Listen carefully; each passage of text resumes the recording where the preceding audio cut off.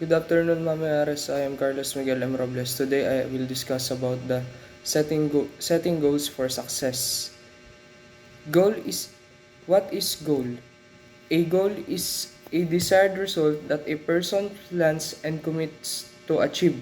Pag sinabing goal, dito kung ano yung hinahangad ng isang tao, ito ay yung kanyang misyon na para masaksid niya yung isang bagay na gusto niya. Goal setting. Goal setting involves the development of an action plan designed to motivate and guide person or group toward a goal. Pag sinabi namang goal setting, madami na involved dito, mga sabihin na natin teachers, philosophers. Kumbaga ini-inspire nila yung tao para maging successful sa kanilang goal. At dito namomotivate sila at pinaplano dito sa goal setting yung kanilang gustong plano na ma-achieve nila sa future. Tapos, short term, within a week or span of several months. Tapos pag long term, ay umaabot ito ng years. Pag sinabing short term, ito ay tumutukoy sa weeks, days, months. Pag long term goals naman ay umaabot ito ng taon. Tapos, ang what is a SMART goal. S stands for specific, M stands for measurable, A stands for achievable, R for realistic, T for timely. At sinasabi dito sa philosophy nila na a life without a purpose is a wasted life. A life without a goal is a pointless life. A truly successful person finds his or her purpose in life and does everything to fulfill such purpose. Tama lahat ang kanilang sinabi dito at kung wala nga tayong purpose sa buhay, maaaring masayang lang ito. At dito sinasabi ni Albert Bandura sa kanyang theory of self-efficacy. Self-efficacy refers to one's belief in one's ability to succeed in specific situations or accomplish a task.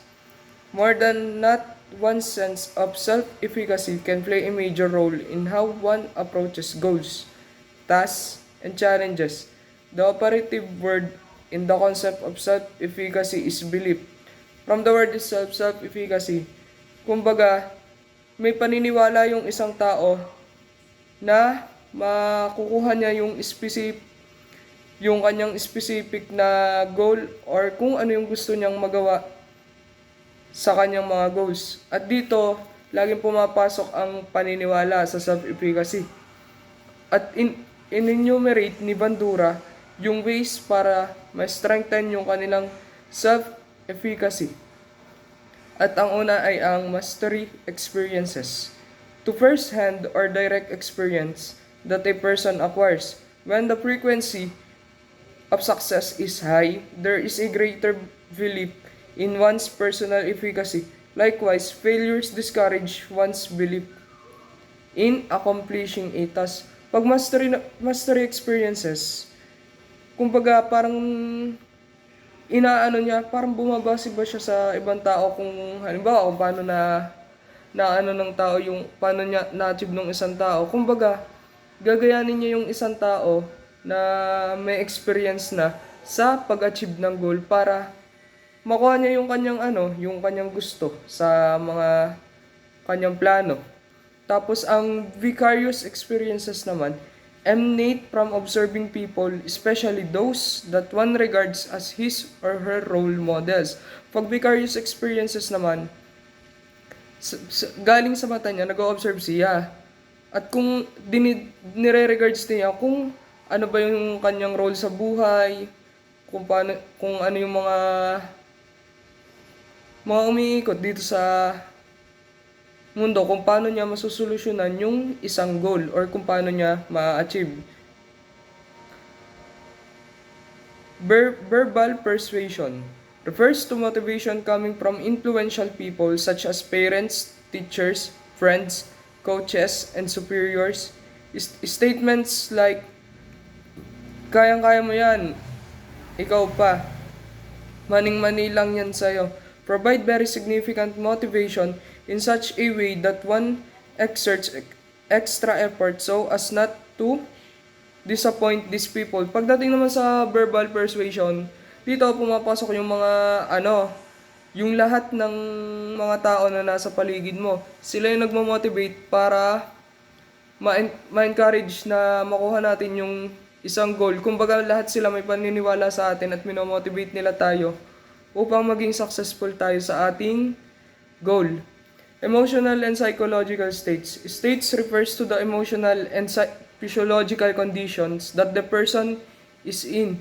A person suffering from depression or undergoing stress will likely have a small percentage of success as compared to those inspired and motivated.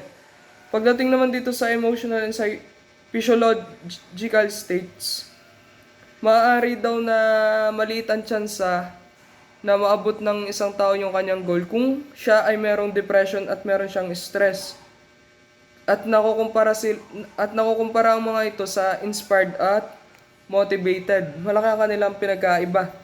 Ang two types of mindset theory ay fixed theory or intelligence fixed mindset.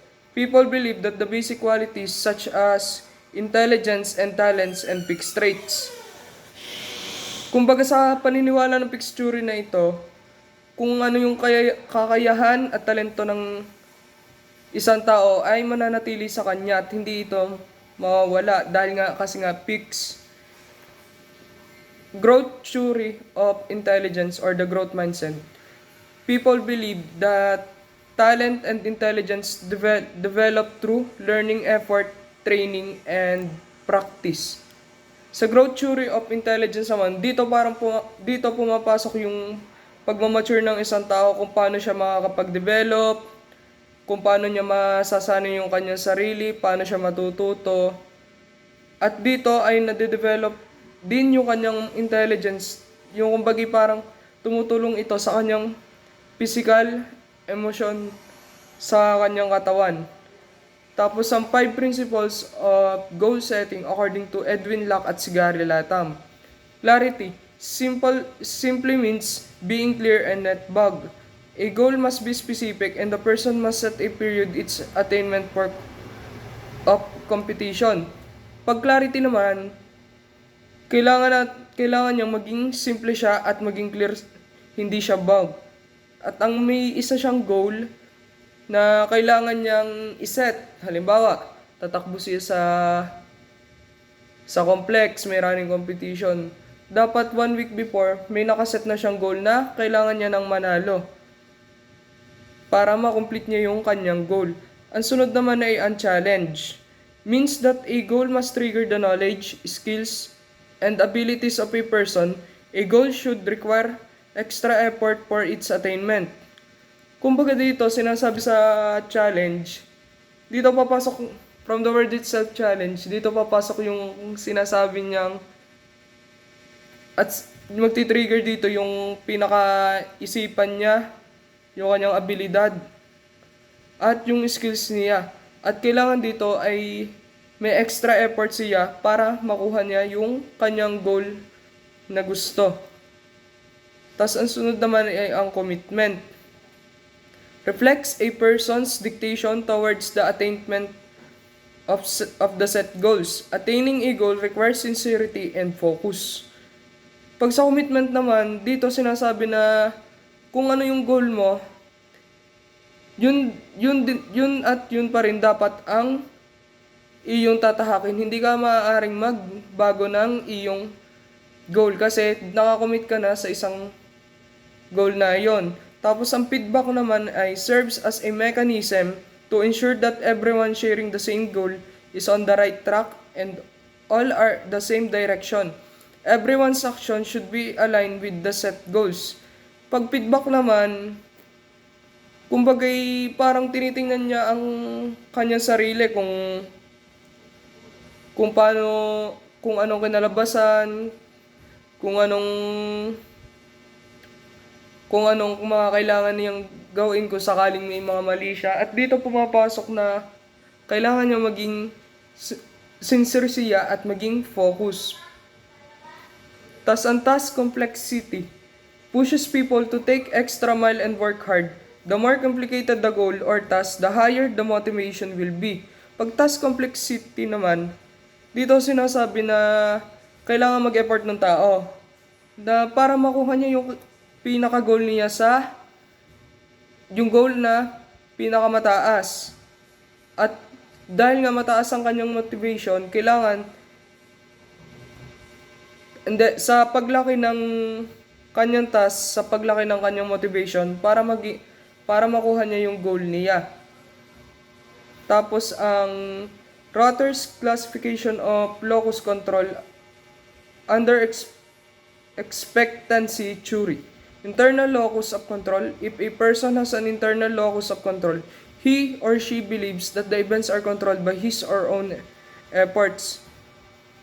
Kumbaga, pag meron kang internal locus of control, maaari mong makontrol ang iyong mga efforts, kung ano yung mga limitations mo lang, or kung ano yung talagang kaya mo lang, ay dapat doon ka lang mag-focus. External locus of control, a person believes that events are determined by external forces over which he or she has no control. When these types of people succeed, they attribute their success to chance and luck. Kumbaga sa external locus of control, wala siyang, ang maalin sa tao na wala siyang control dito at sinasabi niya na ang type daw ng people na ito ay naniniwala sa mga luck at chances. Kumbaga parang dun sila naniniwala na ay makakaya ko to, magagawa ko to dahil swerte ako.